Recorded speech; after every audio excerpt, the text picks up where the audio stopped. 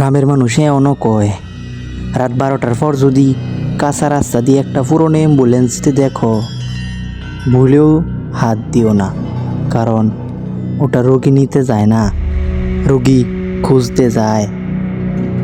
আসসালামু আলাইকুম গাইস, সকলে কেমন আছেন? আশা করি অনেক অনেক ভালো আছেন এবং আপনাদের সাপোর্ট এবং আল্লাহর রহমতে আমি আলহামদুলিল্লাহ ভালো আছি। তো আজকের গল্পটা আমাদেরকে পাঠাইছে ময়মনসিংহ থেকে সিফাত। তো উনি সুন্দর চমৎকার একটা অ্যাম্বুলেন্স নিয়ে একটা কাহিনী পাঠাইছে। তো ওদের সাথে এমন কি হয়েছে ওদের গ্রামে অ্যাম্বুলেন্সটা নিয়ে, তো চলুন আমরা পড়ে শুনে নিই। তো আমি পড়ছি আর আপনাদেরকে গ্রামের ভাষায় শোনাবো। শুরু করছি। ময়মনসিংহের এক ছোট্ট গ্রামে থাকতো অ্যাম্বুলেন্স চালক কামাল। মানুষ হিসেবে খুব সাহসী ছিল, ভূতটুতের কথা শুনলে সে হাসত। এক বর্ষার রাতে ইউনিয়ন স্বাস্থ্যকেন্দ্র থেকে খবর এলো পাশের গ্রামে একজন অসুস্থ মানুষকে নিতে হবে। কামাল অ্যাম্বুলেন্স নিয়ে বের হলো। রাত তখন প্রায় 1টা, চারদিকে অন্ধকার, শুধু মাঝে মাঝে বিদ্যুতের ঝলকানি। এখন থেকে পুরো গল্প গ্রামের ভাষায় শোনাবো। হঠাৎ রাস্তার পাশে এক বুড়ি হাত তুলে দাঁড়ালো। বাবা, একটু সামনে যাইবা? কামাল দরজা খুললা দিল। বুড়ি উঠে পেছনে সিটে বসলো। কিছুক্ষণ পরে কামাল রিয়ার ভিউ মিররে তাকিয়ে দেখলো পিছনের সিট খালি। সে ভাবলো হয়তো বুড়ি নেমে গেছে, কিন্তু অ্যাম্বুলেন্স তো কোথাও থামায়নি, তাইলে বুড়িটা নামলো কেমনে? তার মাথা ঘুরে যাইতেছিল, তার বুকের ভিতরটা ধক কইরা উঠল। ঠিক তখনই পিছন থেকে কাপা গলায় শব্দ এলো, আমি তো এখানেই আছি বাবা। কামাল ধীরে ধীরে ঘুরে তাকালো। পিছনের স্ট্রেচারের উপর সেই বুড়ি বসে আছে, কিন্তু তার পা দুটো উল্টো দিকে ঘুরানো, তার চোখ দুটো একবারে সাদা। কামালের হাত কাঁপতে শুরু করলো। বুড়ি হাসলো, আমারে হাসপাতাল নেওয়ানোর দরকার নাই, আমি তো মারা গেছি 20 বছর আগেই। হঠাৎ অ্যাম্বুলেন্সের ভেতর বরফের মতো ঠান্ডা হইয়া গেল। ওয়াকিটিতে কর্কর শব্দ হলো। তারপর কন্ট্রোল রুমের আওয়াজ, কামাল ভাই, তাড়াতাড়ি ফিরেন, আজকে কোনো কলই দেওয়া হয় নাই। কামালের শরীর অবশ হয়ে গেল। তাহলে সে কার ফোন পেয়ে বের হয়েছিল? ঠিক তখন বুড়ি ধীরে ধীরে সামনে বুকে ঝুঁকে এসে বলল, আজ আমার লগে আরেকজন যাইব। অ্যাম্বুলেন্সের সব লাইট একসাথে নিভে গেল। গ্রামের মানুষ বলে পরদিন ভোরে অ্যাম্বুলেন্সটা বট গাছের নিচে পাওয়া গিয়েছিল। ইঞ্জিন বন্ধ, দরজা খোলা, কিন্তু কামালকে আর কখনো খুঁজে পাওয়া যায়নি। শুধু ড্রাইভারের সিটে কাদা দিয়ে লেখা ছিল, রাইতে রাস্তার ধারে কেউ হাত তুললে থামিস না। বছর কেটে গেল। কামালের গল্প ধীরে ধীরে গ্রামের লোককথা হয়ে গেল। নতুন প্রজন্মের অনেকেই বিশ্বাস করতো না। একদিন গ্রামের ওই এক তরুণ রুবেল বন্ধুদের আড্ডায় বলল, এইসব ভূতের গল্প দিয়া মানুষকে ভয় দেখায়, কামাল চাচা হয়তো কোথাও চইলা গেছিল। সেদিন রাতে বাজার থেকে ফিরতে ফিরতে তার দেরি হয়ে গেল।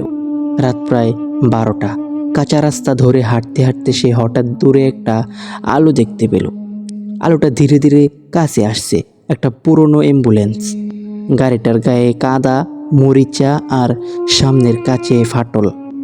সবচেয়ে অদ্ভুত ব্যাপার, অ্যাম্বুলেন্সটার নম্বর প্লেটটা ছিল কামালের হারিয়ে যাওয়া গাড়ির নম্বর। রুবেলের বুক কেঁপে উঠল। অ্যাম্বুলেন্সটা তার সামনে এসে থামলো। ড্রাইভারের জানালা ধীরে ধীরে নিচে নামলো। ভেতরে বসা মানুষটাকে দেখে রুবেলের গলা শুকিয়ে গেল। ওটা কামাল, একদম আগের মতোই, কিন্তু তার চোখ দুটো ছিল সম্পূর্ণ সাদা। কামাল ধীরে ধীরে হাসলো, ও রুবেল, বাড়ি যাইবা? উঠো। রুবেল দৌড় দিতে গিয়েও পারল না, তার পা যেন মাটির সাথে আটকে গেছে। অ্যাম্বুলেন্সের পেছনের দরজা করাত করে খুলে গেল। ভেতরে কয়েকজন বসে আছে, সাদা কাপড়ে ঢাকা। তাদের মুখ দেখা যাচ্ছে না, কিন্তু সবাই একসাথে মাথা ঘুরিয়ে রুবেলের দিকে তাকালো। তারপর ফিসফিস করে বলল, আর একজন, আর একজন। হঠাৎ রুবেল দেখতে পেল শেষের সিটে বসে থাকা একজনের মুখ তার নিজের মতো। একই চেহারা, একই জামা, একই চোখ। লোকটা মুচকি হেসে হাত নাড়ল। চল, তোর জায়গা রেডি। রুবেল প্রাণপণে চোখ বন্ধ করে কালেমা পড়তে লাগলো। কয়েক সেকেন্ড পর সব শব্দ থেমে গেল। চোখ খুলে দেখল রাস্তা ফাঁকা, কোথাও কোনো অ্যাম্বুলেন্স নেই। সে দূরে বাড়ি ফিরে এলো। কিন্তু গল্প এখানেই শেষ না। পরদিন সকালে তার দরজার সামনে কাদায় একটা চাকার দাগ পাওয়া গেল, আর সেই দাগের পাশে লেখা ছিল, এইবার বাঁচলি, পরের বার দরজা খুলতেই হইব। গ্রামের মানুষ বলে, আজও ঝড় বৃষ্টির রাতে দূরে কোথাও সাইরেনের শব্দ শোনা যায়, কিন্তু আশেপাশে কোনো অ্যাম্বুলেন্স দেখা যায় না। রুবেল সেই ঘটনার পর আর কখনো রাত করে বাইরে থাকতো না। কিন্তু কয়েক মাস পর ঘটনা আবার শুরু হলো। প্রথম সে স্বপ্ন দেখতে লাগলো। প্রতিদিন রাত ঠিক 3:13 তার ঘুম ভেঙে যেত, আর জানালার বাইরে একই শব্দ শোনা যেত। পিউ পিউ পিউ, মানে অ্যাম্বুলেন্সের শব্দ আর কি। এক রাতে সাহস করে সে জানালার ফাঁক দিয়ে তাকালো। তার বুকের রক্ত যেন জমে গেল। বাড়ির সামনে কুয়াশার মধ্যে সেই পুরনো অ্যাম্বুলেন্স দাঁড়িয়ে, ইঞ্জিন বন্ধ, লাইট বন্ধ, তবু ভেতরে কেউ বসে আছে। ড্রাইভারের সিটে কামাল, মাথা নিচু করে যেন কারো অপেক্ষা করছে। রুবেল দ্রুত জানালা বন্ধ করে দিল। পরদিন সকালে সে গ্রামের সবচেয়ে বয়স্ক মানুষ কাশেম দাদার কাছে গেল। সব কথা শুনে কাশেম দাদা দীর্ঘশ্বাস ফেললেন। আমি জানতাম একদিন এই কথা কইতে হইব। কি কথা দাদা? এই রাস্তার নিচে আগে কবরস্থান আছিল।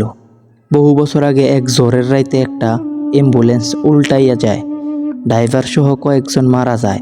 তারপর থেকে নাকি ওই গাড়ি মাঝে মাঝে ফেরত আসে নতুন যাত্রী নিতে। রুবেলের মুখ শুকিয়ে গেল। তাইলে আমি কি করুম? কাশেম দাদা চুপ করে থেকে বললেন, যদি আবার আসে কখনো দরজা খুলবি না, আর যদি তোর নাম ধরে ডাকে উত্তর দিবি না। সেই রাতেই ঝড় শুরু হলো। বৃষ্টি, বজ্রপাত আর হাওয়ার ভয়ঙ্কর শব্দ। রাত 3:13 ঠক ঠক ঠক রুবেলের ঘরের দরজায় শব্দ হলো। তারপর বাইরে থেকে পরিচিত কণ্ঠ, রুবেল দরজা খুল, তোর বন্ধু সজীব আইছি। রুবেলের বুক ধক করে উঠল। সজীব তো 2 দিন আগে শহরে গেছে। সে কোনো উত্তর দিল না। কিছুক্ষণ নীরবতা, তারপর আবার আওয়াজ, রুবেল আমি তোর মা। এবার তার শরীর ঠান্ডা হয়ে গেল, কারণ তার মা তো পাশের ঘরেই ঘুমাচ্ছে। হঠাৎ দরজার নিচ দিয়ে কাদা ঢুকতে শুরু করলো। ধীরে ধীরে সেই কাদা মেঝেতে একটা বাক্য তৈরি করলো, সময় শেষ। ঠিক তখনই বাইরে বিকট সাইলেন্স বেজে উঠল। দরজাটা নিজে থেকেই কাঁপতে লাগলো, আর রুবেল বুঝতে পারলো আজ রাতে অ্যাম্বুলেন্সটা কাউকে না নিয়ে ফিরবে না। দরজাটা প্রচণ্ড জোরে কাঁপছে, ঠাস ঠাস শব্দ, বাইরে সেই ভয়ঙ্কর সাইরেন। রুবেল কাঁপতে কাঁপতে বিছানার এক কোণে বসে রইল। কাশেম দাদার কথা তার মনে পড়ল, যাই হোক দরজা খুলবি না। হঠাৎ দরজার ওপাশ থেকে কামালের গলায় ভেসে এলো, রুবেল শেষবার কইতাছি দরজা খুল। তারপর কয়েক সেকেন্ড নীরবতা। এরপর এমন একটা কথা শোনা গেল যা শুনে রুবেলের বুক কেঁপে উঠল, আমি মুক্তি চাই। এটা আর আগের মতো ভয়ঙ্কর শোনাচ্ছিল না, বরং মনে হচ্ছিল কেউ অনেক কষ্ট নিয়ে কথা বলছে। রুবেল সাহস করে বলল, তুমি কি চাও? বাইরে থেকে উত্তর এলো, যে রাইতে দুর্ঘটনা হয়েছিল আমরা কেউ শেষ বিদায় পাই নাই, তাই আমরা এই রাস্তায় আটকা পড়ে আছি। হঠাৎ জানালার ফাঁক দিয়ে একটা তীব্র আলোর ঝলক দেখা গেল। রুবেল দেখলো অ্যাম্বুলেন্সের ভেতরে শুধু কামাল না, অনেক মানুষ বসে আছে। তাদের মুখে কোনো ভয় নেই, শুধু ক্লান্তি। তখন কাশেম দাদা, যিনি শব্দ শুনে এসে পৌঁছিলেন, বাইরে দাঁড়িয়ে দোয়া পড়তে লাগলেন। ধীরে ধীরে বাতাস থেমে গেল, বৃষ্টি কমে এলো। অ্যাম্বুলেন্সের ভেতরের ছায়াগুলো একে একে মিলিয়ে যেতে লাগলো। সব শেষে কামাল জানালার দিকে তাকিয়ে মৃদু হাসলো, ধন্যবাদ। তারপর পুরো অ্যাম্বুলেন্সটা কুয়াশার মধ্যে ধীরে ধীরে অদৃশ্য হয়ে গেল। সেই রাতের পর আর কখনো এই রাস্তায় রহস্যময় সাইরেন শোনা যায়নি। গ্রামের মানুষ বিশ্বাস করে বহু বছর ধরে আটকে থাকা আত্মাগুলো সব শেষে শান্তি পেয়েছিল। আর রুবেল, সে আজও বেঁচে আছে, কিন্তু ঝড়ের রাতে দূরে কোথাও অ্যাম্বুলেন্সের শব্দ শুনলেই তার বুকটা কেঁপে ওঠে। কারণ সে জানে কিছু গল্প শেষ হয়ে গেলেও তাদের ছায়া কখনো পুরোপুরি হারিয়ে যায় না। তো গাইস, গল্পটা যদি ভালো লেগে থাকে তাহলে একটা লাইক দিও, বন্ধুদের সাথে শেয়ার করো। আর এমন আরও ভৌতিক গ্রামের গল্প শুনতে আমাদের চ্যানেলটি সাবস্ক্রাইব করতে ভুলবে না। পরের গল্পে আবার দেখা হবে, যদি মাঝরাতে কোনো অ্যাম্বুলেন্সের তোমার দরজায় না আসে। আর একটা কথা, তোমাদের সাথে যে ঘটনা আছে তা কমেন্ট বক্সে অবশ্যই জানাও, কারণ তোমাদের ঘটনা দিয়ে আমি পরবর্তী ভিডিও বানাবো। সকলকে ধন্যবাদ। আর ভৌতিক গেম কথা চ্যানেলটি সাবস্ক্রাইব করে দেও। আসসালামু আলাইকুম।